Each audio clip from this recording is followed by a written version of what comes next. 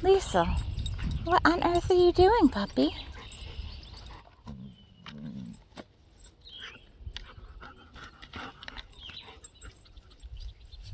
Huh? What on earth are you doing? Hi.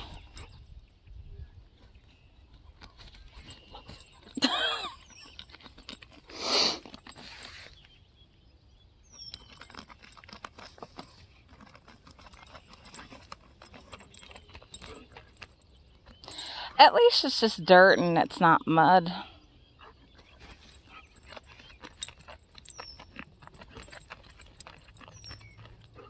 Yeah, I'm definitely happy about that. You know what?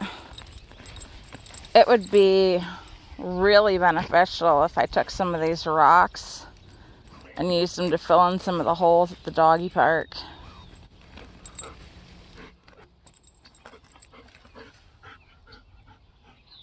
But we'll need the car back in order to do that.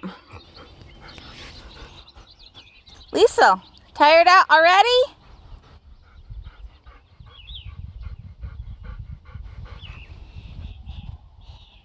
Nope.